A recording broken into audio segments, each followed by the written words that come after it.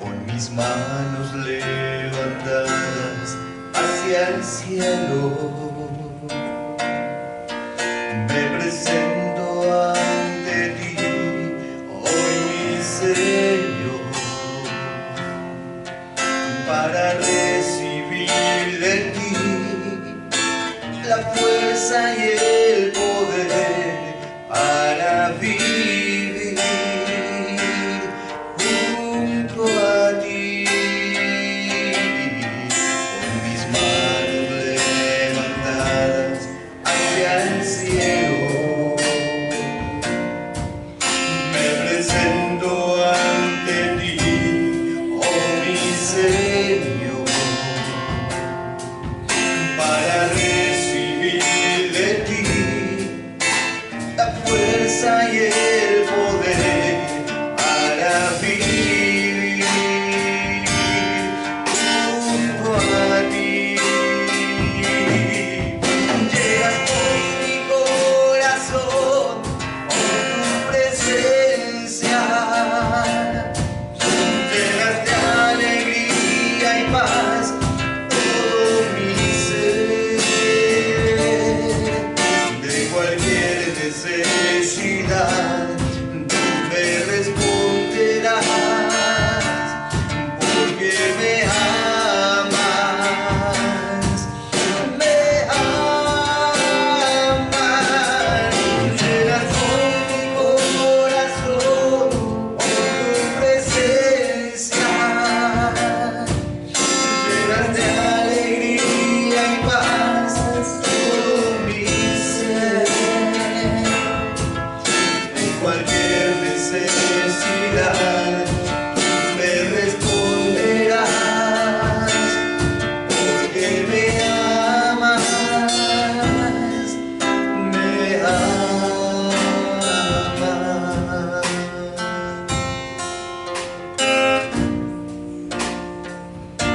Hoy confiamos en ti una vez más, Señor, descansando en tu palabra, en tu presencia y en tus promesas para nosotros. Tú has prometido levantarnos, has prometido suplir nuestra necesidad. Tú has prometido estar con nosotros, Señor, en momentos difíciles, en momentos duros, siempre, siempre tú estás. Oh Señor, en esta hora como tu pueblo, como tu iglesia, nos aferramos a ti, creemos, confiamos en ti una vez más. Con mis manos levantadas hacia el cielo, me presento ante ti, oh mi Señor,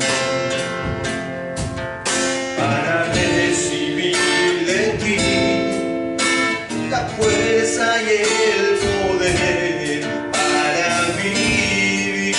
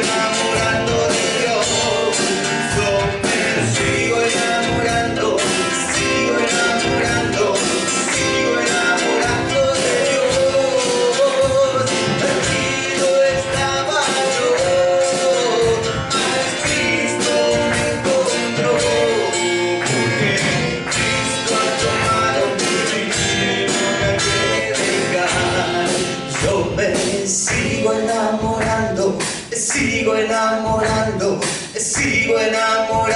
de Dios. Yo me sigo enamorando de Dios. Perdido estaba yo, mas Cristo me encontró, porque Cristo ha tomado mi vida y no la quiere dejar. La segunda venida del Señor no es una doctrina para discutir, sino para vivir. Yo no sé cuál es tu punto de vista respecto a la venida de Cristo. Hay muchos que creen que el Señor vendrá después de la tribulación, otros que creen que vendrá durante la tribulación, y otros que creemos que vendrá antes de la tribulación, y otros directamente creen que no vendrá. Lo importante es cómo afecta tu vida la clase de interpretación que tienes. ¿Hace eso que cree algo por usted? ¿En qué te ayuda a creer así, de la forma que estás creyendo? ¿Lo que crees te motiva a hacer algo? Por eso es tan importante que cuando nosotros nos convertimos al Señor, inmediatamente creímos que Jesús venía pronto a buscar a su iglesia. Y sigo creyendo lo mismo, que Jesús viene pronto a buscar a su iglesia. Pero eso es lo que a mí me motiva a poner todo mi esfuerzo y toda mi vida en las manos de Dios para que Él pueda hacer algo para la gloria de su nombre.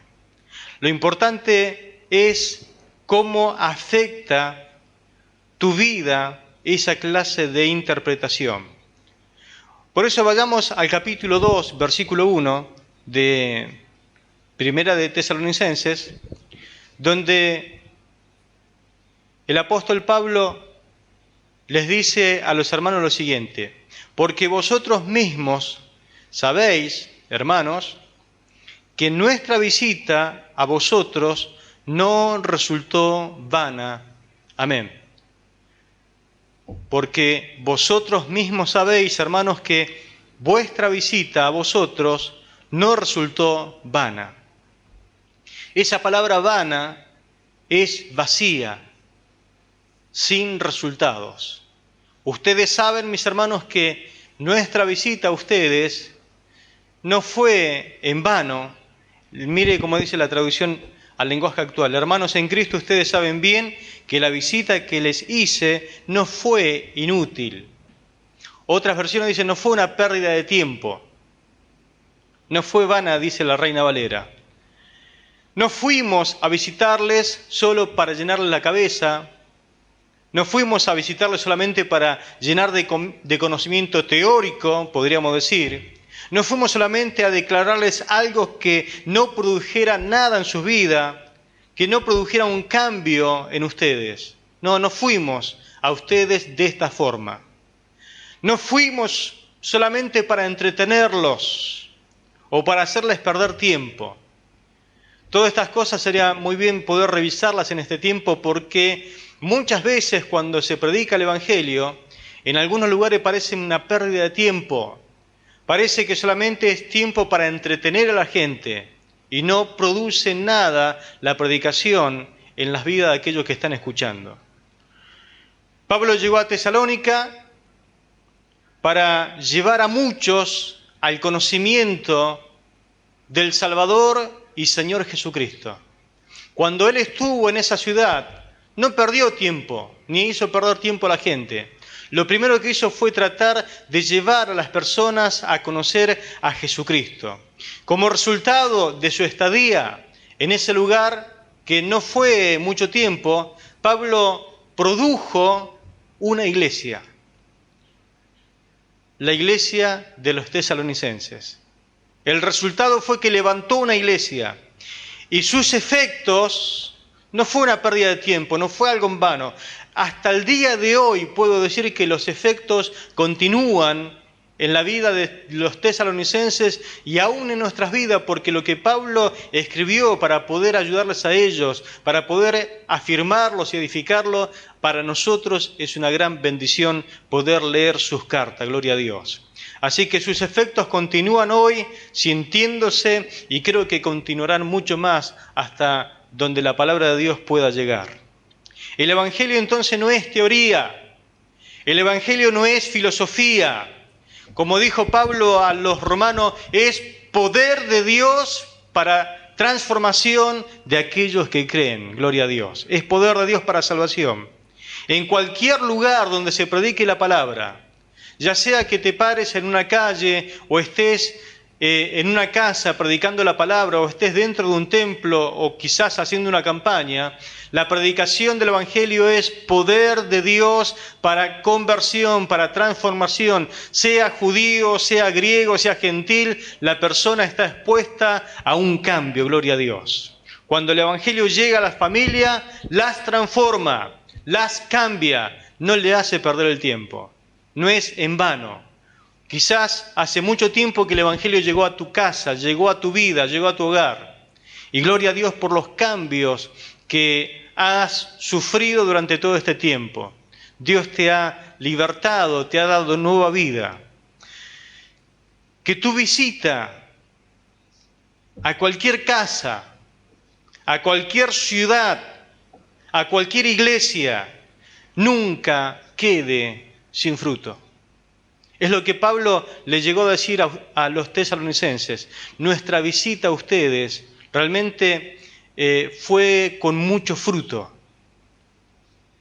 No sé cuántas veces vas a tener la oportunidad de visitar una iglesia, ir a una ciudad, ir a otra provincia, moverte de un lado para otro, pero así como es importante la primera impresión, también es importante que sepas que quizás sea la única impresión que tenga esa persona de tu vida.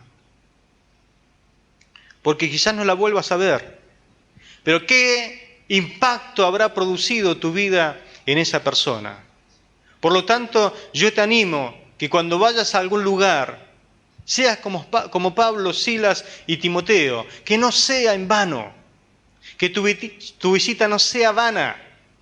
Trata como puedas, de alguna forma, de alguna manera, de llevar a alguien a los pies de Cristo.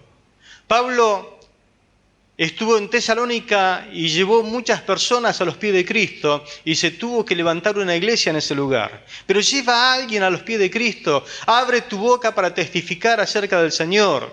Si hay creyentes, edifica a los creyentes, que pueda ser de bendición.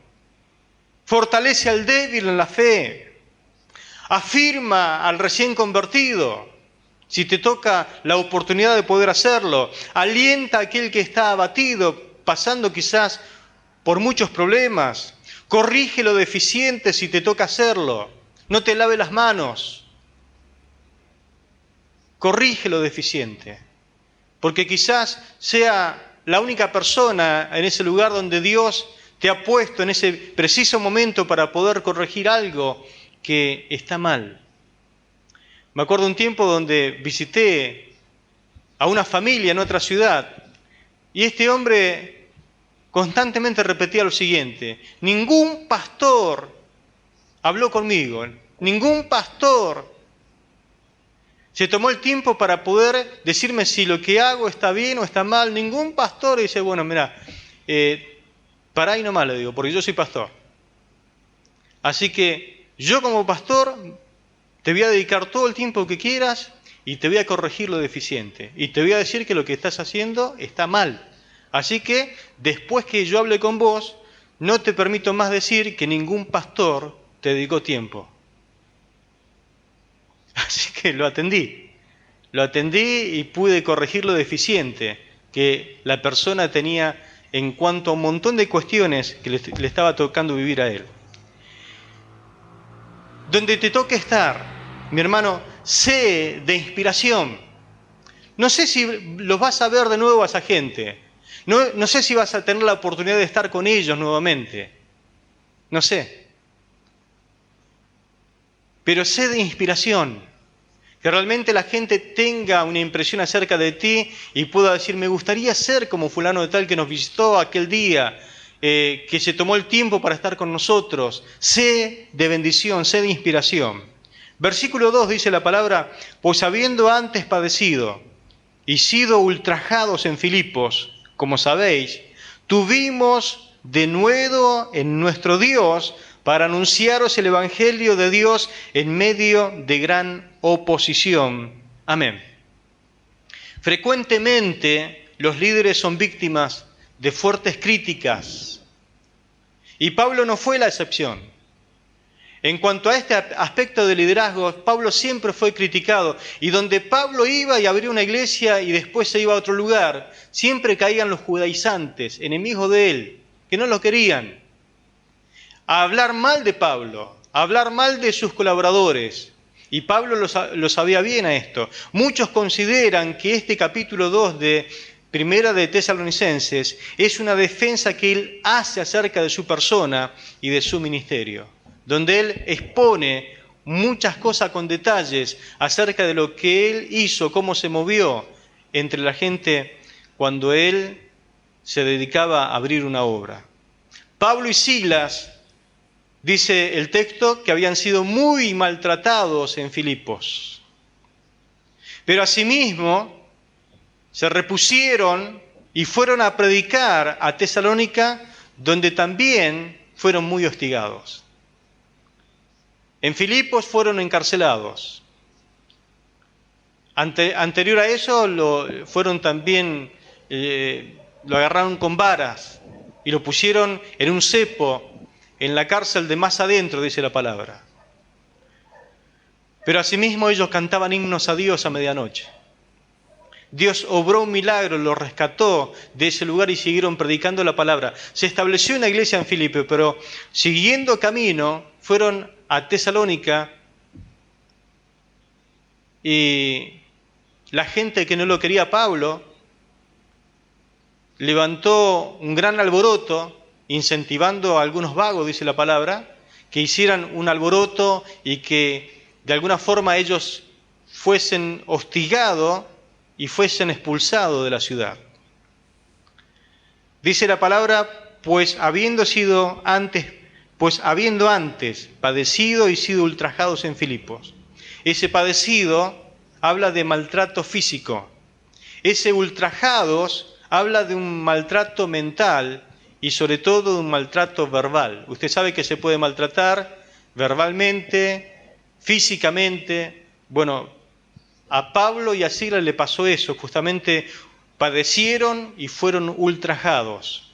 La historia usted la puede leer en Hechos capítulo 16, versículo 19 al 40, donde ellos fueron ultrajados, donde ellos padecieron mucho.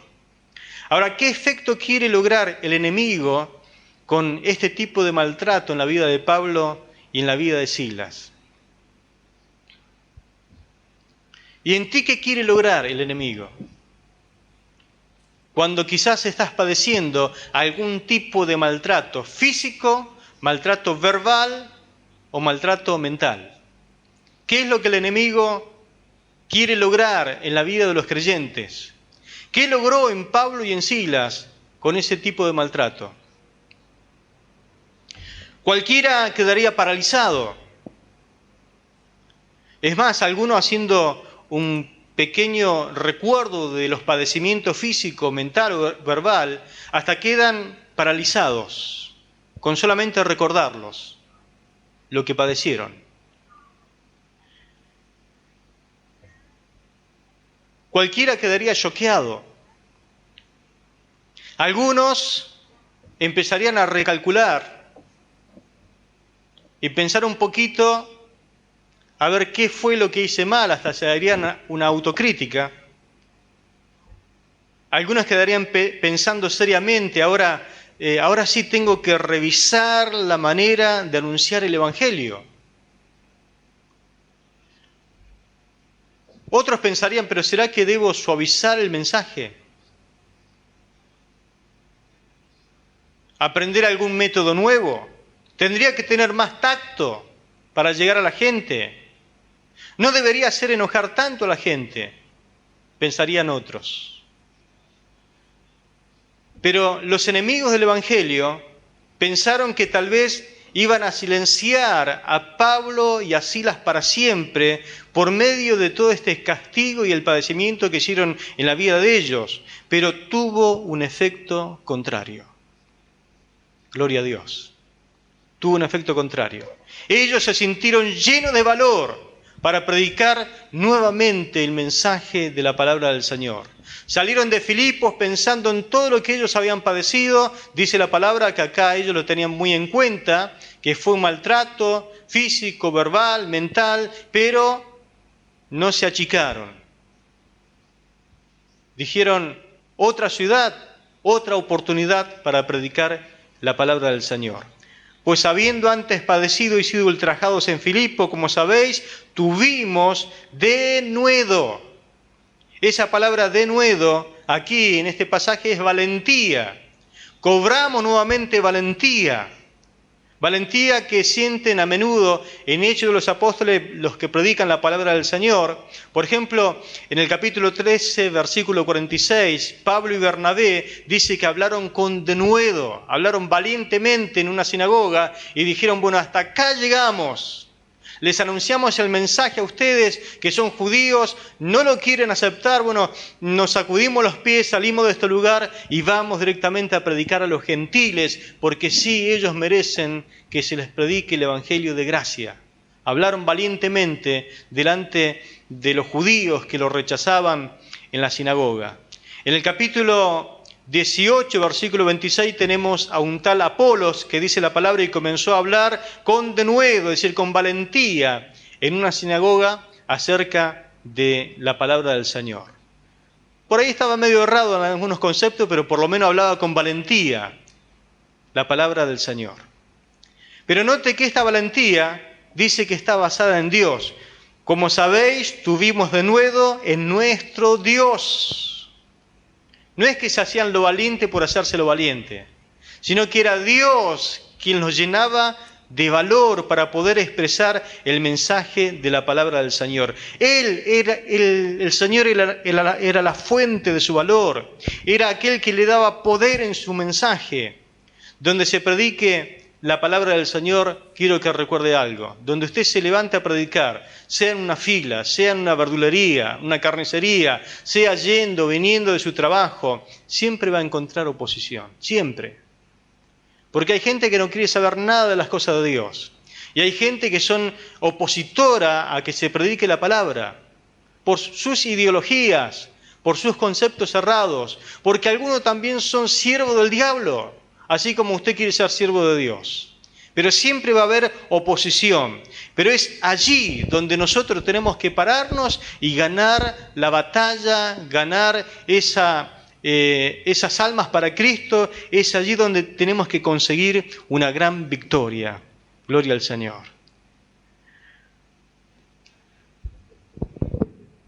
Verso 3 es muy importante. Lo que dice allí en ese lugar, dice, y cuando la anunciamos, dijimos siempre la verdad. Nuestras intenciones eran buenas y no tratamos de engañar a nadie. El versículo 3, en la versión Reina Valera, dice, porque nuestra exhortación no procedió de error, ni de impureza, ni fue por engaño. Pero es importante que nosotros no nos dejemos afectar por las experiencias adversas que nos toca vivir. Yo no sé lo mucho o lo poco que padeciste, pero que eso no afecte a la predicación del Evangelio. He escuchado muchas veces esto: usted no sabe, pastor, lo que yo padecí, y te comienzan a contar todos los padecimientos, todo lo que padeció, todo lo que sufrió, lo tienen a flor de piel. Pero es lo que cuentan, es lo que solamente les sale de su boca. Lo que tenemos que hacer es archivar la adversidad, cerrar todo lo que padecimos, ponerle un fin a ese ciclo y comenzar a abrir nuestra boca y hablar con denuedo el mensaje del poder de Dios que transforma las vidas. Amén. Así que no nos afecte el hecho de que hemos padecido. Tenemos que seguir anunciando el Evangelio del Señor. Sigue predicando las buenas noticias. Ese Dios que te llamó y te capacitó para hacerlo es lo que espera de tu vida. Si no hablas donde estás, muchos se perderán. Por lo tanto, tenemos que seguir anunciando la palabra del Señor. Pero a continuación vemos a Pablo que abre el corazón. Y él nos habla de por qué tuvo un resultado extraordinario en la ciudad de Tesalónica en tan poco tiempo de estadía que él estuvo en ese lugar. Tan solamente 3 sábados estuvo predicando la palabra de Dios en una sinagoga. A eso agréguele las 2 semanas de entremedio. ¿Cómo fue que tuvo semejante resultado al punto que se levantó una iglesia y que fue la iglesia más gloriosa en Hechos de los Apóstoles, digna de imitar, una iglesia modelo? Entonces vale la pena leer y escuchar lo que Pablo habla cuando él abre el corazón acerca del método que él utilizó para obtener semejante resultado. Pablo nos revela ese método infalible para aquellos que están interesados en ganar a sus familias para Cristo, a ganar a sus amigos para Cristo, a ganar a compañeros de trabajo para Cristo. El método fue precisamente su forma de predicar. ¿Lo anotó? El método fue precisamente su forma de predicar. Por eso es que tuvo semejante éxito en esos 3 sábados. Pero aquí no se trata precisamente de la clase de sermón que él utilizó para su exposición de la palabra de Dios. No tiene que ver si su sermón, el sermón que predicó fue con el método expositivo. No fue el método tampoco que utilizó el mensaje textual o temático, o el versículo a versículo como estamos viendo este mensaje. Tampoco tiene que ver con la vehemencia a la hora de exponer su mensaje. No tiene que ver con su elocuencia o la persuasión del mismo. El mejor mensaje de Pablo, es decir, la mejor predicación del apóstol Pablo, la tenemos precisamente en esta carta. Pero no fue la mejor predicación que tenemos al estilo, porque en Hechos hay muchas predicaciones de Pablo. Por ejemplo, algunos podrían pensar que la mejor exposición de Pablo fue en el Areópago, allí a los atenienses. Tampoco la mejor predicación de Pablo fue ante Félix o ante el rey Agripa, ni tampoco en la escuela de Tirano donde él enseñaba la palabra del Señor, ni tampoco la última predicación que él tuvo con sus obreros a orillas de Éfeso. No fue esa predicación. La mejor predicación la tenemos en Tesalónica. Y no fue una predicación escrita, ni tampoco fue una predicación oral, sino que fue una predicación que tenía que ver con su caminar diario. No en una exposición, sino a través de su experiencia. No en su profesión, sino en su práctica. Él mostró lo que quería decir en las calles y por las casas de Tesalónica a través de su diario vivir. No lo hizo con su boca, sino lo hizo a través de su testimonio de vida. Esa fue la mejor predicación de Pablo, según lo que él dice aquí en esta carta. Ahora, permítame salir de Pablo y que podamos hablar de nosotros, porque cada creyente es un predicador. Todos los creyentes en esta noche somos predicadores. Los que no están aquí en esta noche también son predicadores. Todas las personas son predicadores. Sea creyente o no, también predican.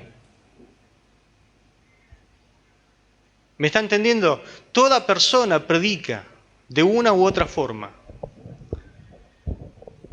Entonces tú eres un predicador. Te guste o no, eres un predicador. A algunos no le gusta que le llamen predicador.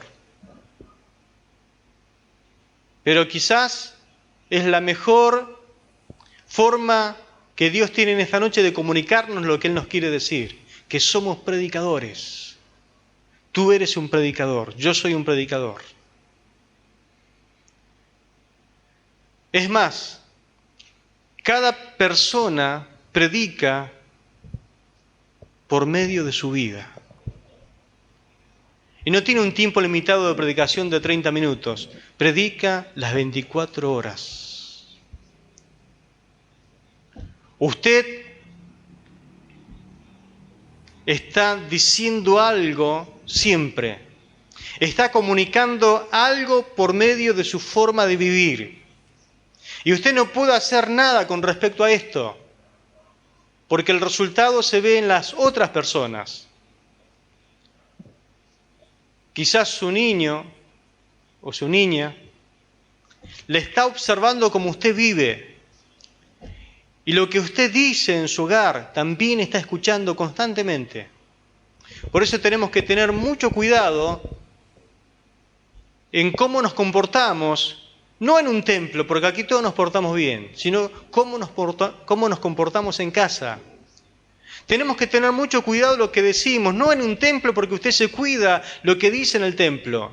Usted tiene que cuidarse mucho lo que dice en su casa, acerca de la iglesia. Tiene que tener cuidado cómo se expresa usted, en qué forma se expresa de su pastor, de la esposa del pastor, de los colaboradores, de los líderes, de los obreros, de los encargados, porque todo eso llega a oídos de sus hijos, de sus hijas, de los que están en su casa, y vaya a usted después decirle vamos a la iglesia, vamos al culto. Porque si usted se expresa mal de ellos, está dando una predicación en contra. Lo está usando el mismo diablo. Usted es un instrumento del demonio en ese momento. Le está llenando el corazón y la cabeza de algo contra la iglesia, contra el Señor. ¿Se entiende bien? Por eso usted no puede hacer nada con relación a los resultados. Esta es la razón por qué muchos adolescentes, por qué muchos jóvenes hoy se encuentran lejos de la casa del Padre Celestial, errantes, lejos, vaya a saber haciendo qué cosa, gastando los bienes que el Señor le ha dado.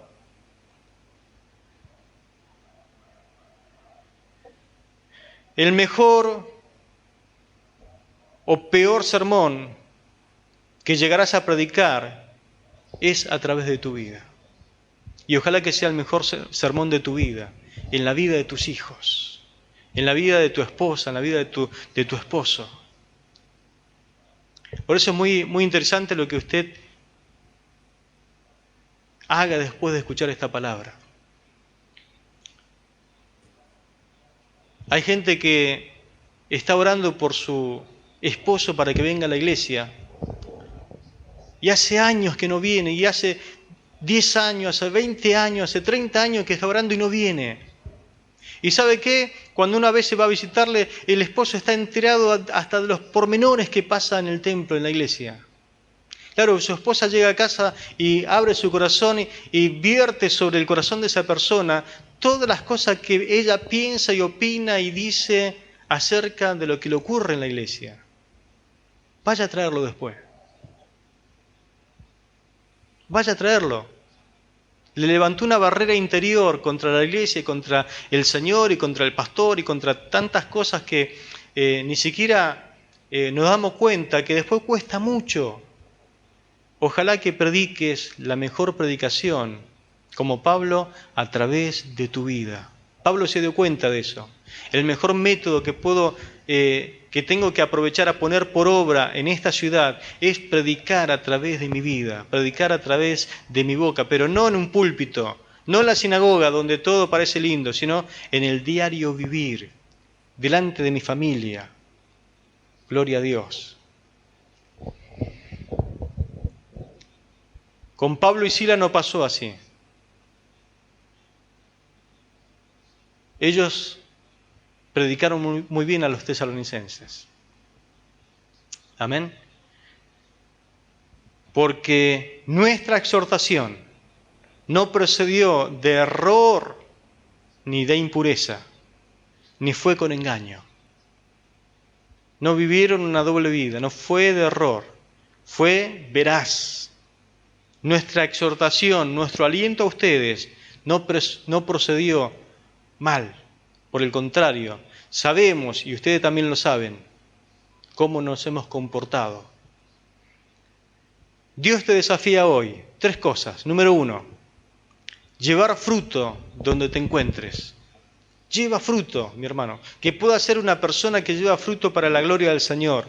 Que pueda tener buenos resultados donde Dios te lleve, donde Dios te permita estar. Que haya buenos resultados y que pueda ser de inspiración a los hermanos. Segundo, que las experiencias adversas no hagan mella en tu trabajo para Cristo.